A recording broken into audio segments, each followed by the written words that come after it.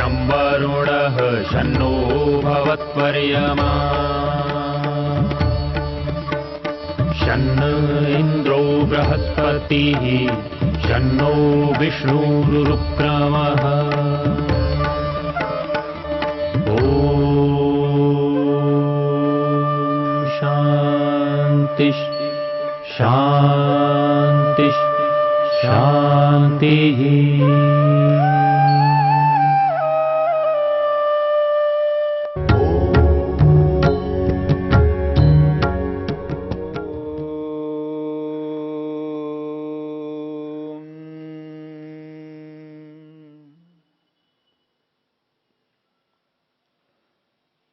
जबकि विधि में हम यह विचार कर रहे हैं ईश्वर की अनुभूति किस प्रकार करनी है। जब ओम का उच्चारण करते हैं, उस ओम के अर्थ को जब अनुभव कर रहे होते हैं, उस अर्थ को एहसास कर रहे होते हैं, उस स्थिति में प्रभु की उपस्थिति को स्वीकार करना है। शब्द का उच्चारण करना है, अर्थ को अनुभव करना है, उसके साथ प्रभु की उपस्थिति को स्वीकार करना है। ये जो प्रभु की उपस्थिति को स्वीकार करना है, ये तो प्रत्यक्ष तो है नहीं। उसे प्रत्यक्ष करने के लिए जप कर रहे हैं, प्रभु का दर्शन करने के लिए जप हो रहा है।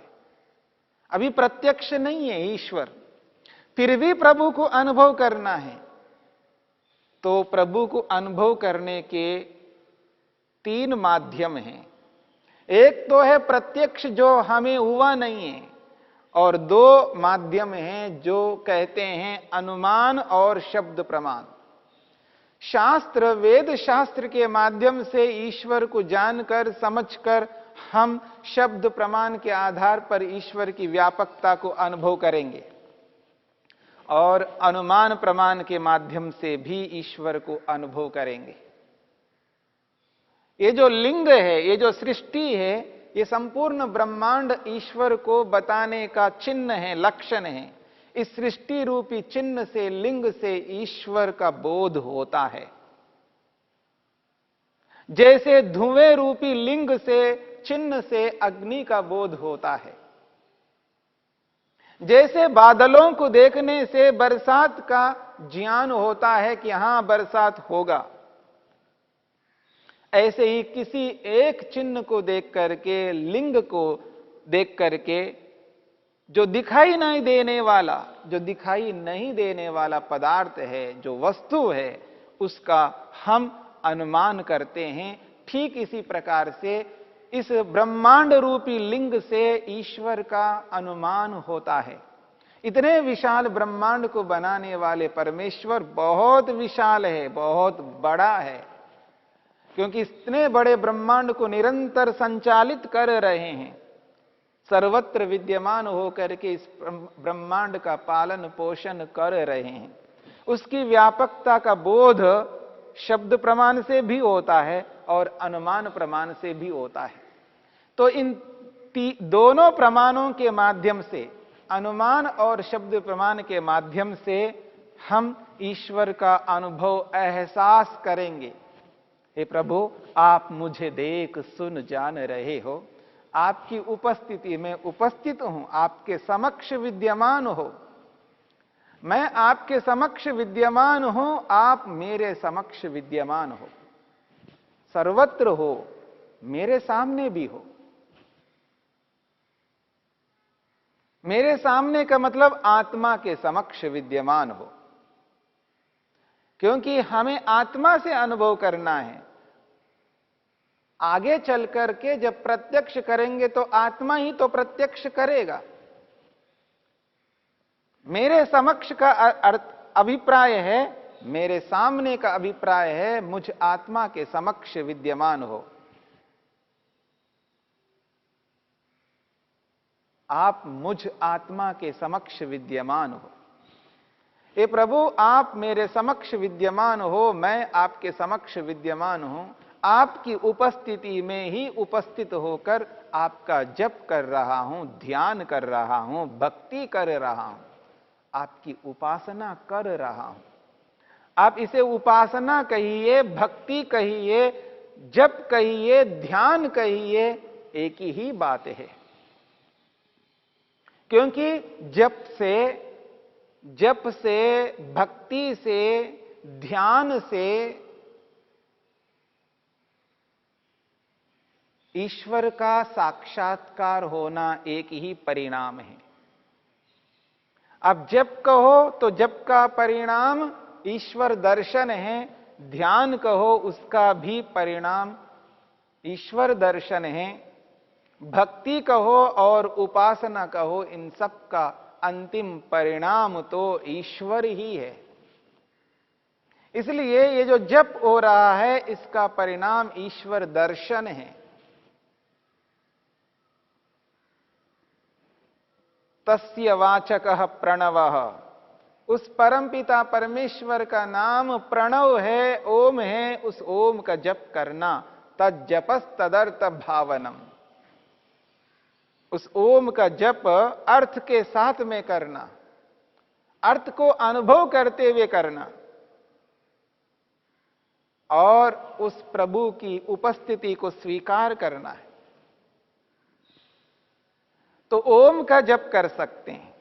महर्षि वेदव्यास ने जप की परिभाषा करते हुए वो स्पष्ट करते हैं, प्रणवादि पवित्राणाम जपः। ये जो प्रणव है और प्रणव के बाद में उन्होंने आदि शब्द जोड़ा है, और आदि से हम उन सारे शब्दों को ले सकते हैं जिन शब्दों से परमेश्वर को संबोधित किया जाता है।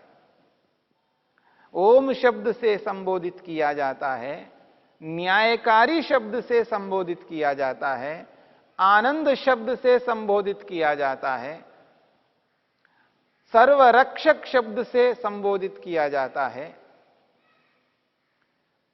बहुत सारे शब्द हैं, ईश्वर के अनंत शब्द हैं, ईश्वर को संबोधित करने के लिए अनंत शब्द हैं।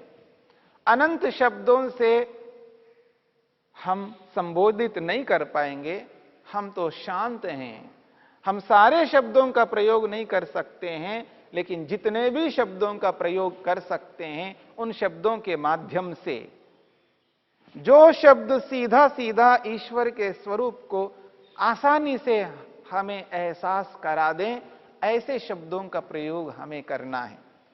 साक्षात ओम का तो प्रयोग करना ही करना है, इसके अतिरिक्त न्यायकारी शब्द को लेकर के, सर्वव्यापक शब्द को लेकर के, सर्वरक्षक शब्द को लेकर के, सत्य शब्द को लेकर के, ज्ञान शब्द को लेकर के हम जप कर सकते हैं।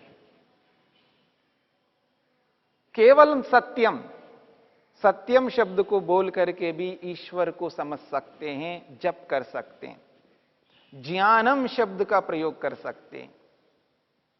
सत्यम ज्ञानम अनंतम ब्रह्म, सत्यम ज्ञानम अनंतम ब्रह्म, उपनिषदकार ने इन शब्दों का प्रयोग किया है। सत्य शब्द से, ज्ञान शब्द से, अनंत शब्द से और ब्रह्म शब्द से भी हम परमेश्वर का जप कर सकते हैं इन शब्दों के माध्यम से।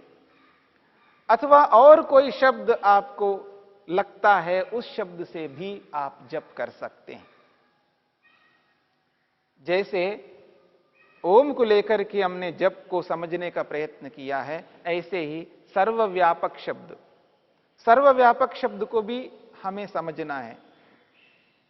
यानी सर्वव्यापक शब्द भी बोल सकते हैं अथवा ओम उच्चारण करके ओम के अर्थ को सर्वव्यापक के रूप में भी अनुभव कर सकते हैं।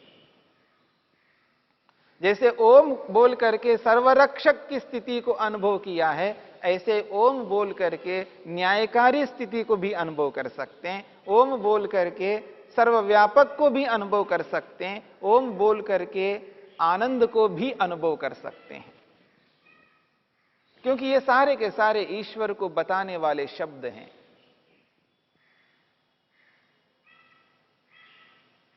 तो ये जो स्थिति है, एक शब्द को लेकर के जप करना और एक वाक्य को लेकर के भी जप कर सकते हैं। वाक्य को बोल करके उपनिषदों में कुछ ऐसे वाक्य हैं जिन वाक्यों को बोल करके जब हम जप करते हैं तो ईश्वर के साथ जुड़ने में बहुत सरलता होती है। जो वाक्य हैं प्रसिद्ध हैं, आप लोग सुना करते हैं, पर उनको जप के रूप में विधि पूर्वक यदि हम कर लेते हैं तो ईश्वर के साथ सरलता से जुड़ सकते हैं। ओम असतो मा सद्गमय, ओम असतो मा सद्गमय, ओम तमसो मा ज्योतिर्गमय, ओम तमसो मा ज्योतिर्गमय, ओम मृत्योर्मा मृतंगमय, ओम मृत्योर्मा मृतंगमय। ये 3 वाक्य हैं। इन तीनों वाक्यों से हम जप कर सकते हैं। एक वाक्य को लेकर के भी कर सकते हैं, दोनों वाक्यों को लेकर के कर सकते हैं और तीनों को भी लेकर के कर सकते हैं।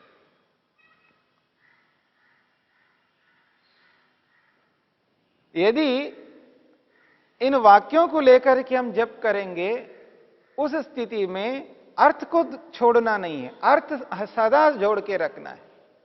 जब ओम का उच्चारण करते हैं तो उस उच्चारण के साथ जैसे अर्थ को हम लेकर के चले हैं और प्रभु की उपस्थिति को लेकर के चले हैं, उसी प्रकार ओम असतो मा सद्गमय जैसे ये बोलेंगे तो इसके अर्थ को भी एहसास करना, अनुभव करना और प्रभु की उपस्थिति को भी स्वीकार करना।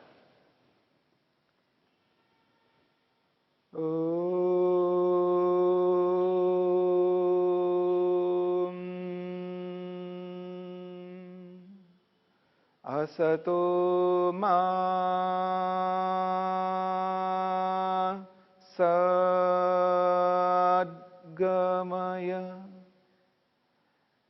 हे सत्य सिंधो, सत्यमानी, सत्यकारी परमपिता परमेश्वर, आप सत्य स्वरूप हो। असतो असत्य से छुड़ाकर मां मुझ आत्मा को सद सत्य की ओर गमय ले चलो प्रभु, ले चलो। असत्य आचरण कर करके आपके दर्शनों से वंचित रहा हूं प्रभु। आप सत्य स्वरूप हो, अविनाशी हो, सदा सत्य करने वाले हो, सत्य मानने वाले हो, सत्य बोलने वाले हो। आप सत्यमानी, सत्यवादी, सत्यकारी हो। आपकी कृपा से मैं भी सत्यमानी, सत्यवादी, सत्यकारी बनूं। ओम हे सत्य सिंधो, असतो असत्य से छुड़ाकर मां मुझ आत्मा को सद सत्य की ओर गमया ले चलो प्रभु, ले चलो।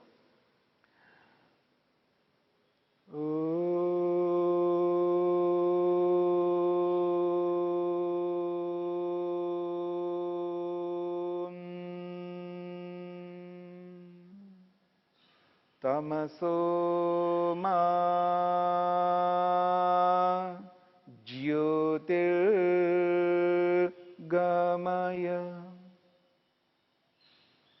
हे सर्वज्ञ परमपिता परमेश्वर,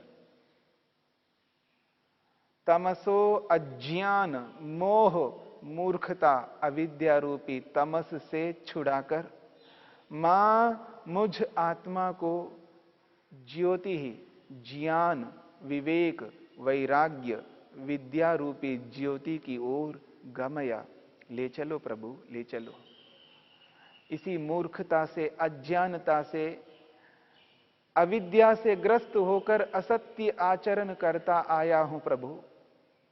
ये जगदीश्वर, अब मैं उस असत्य आचरण को त्याग करना चाहता हूं।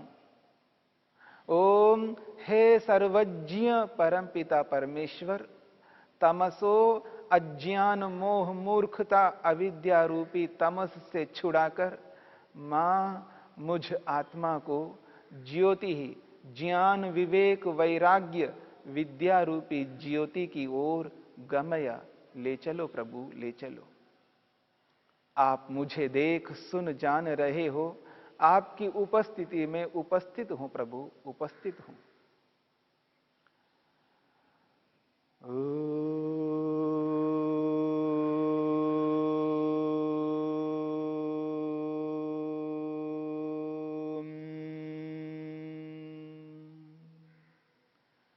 मृत्योर्मामृतंगमय।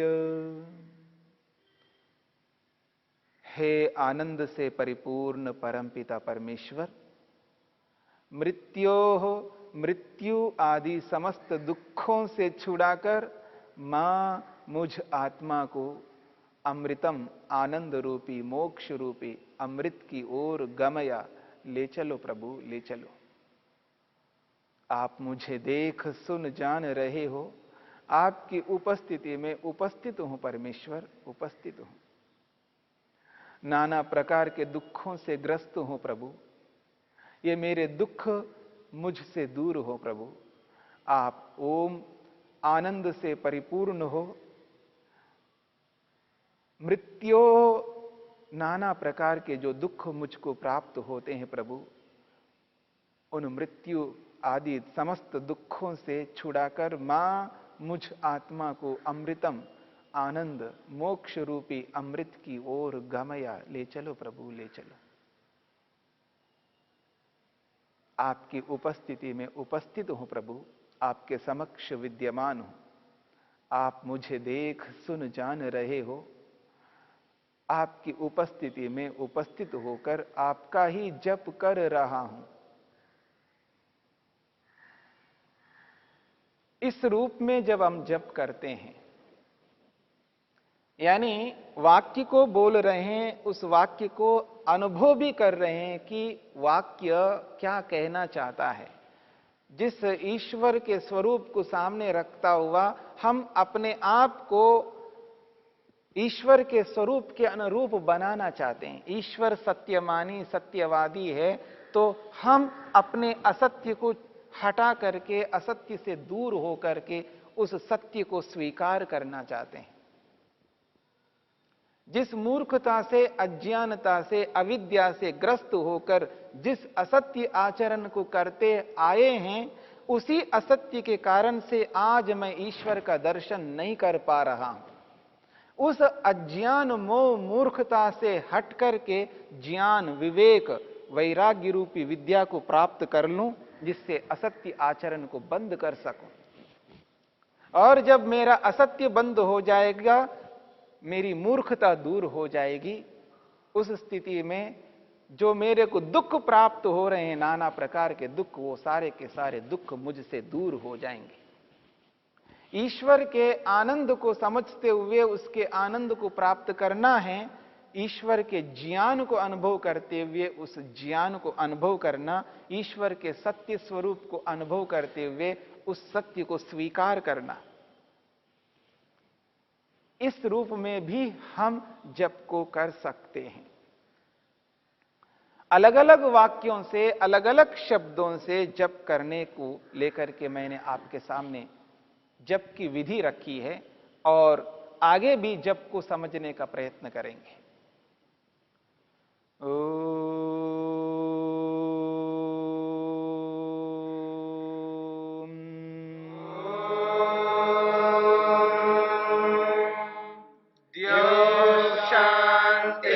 शांतिरंतरिक्षं शांतिर्पृथिवी शांतिरापः शांतिरोषधयः शांतिः वनस्पतयः शांतिर्विश्वे देवा शांतिर्ब्रह्म शांति सर्वं शांति शांतिरेव शांति शांति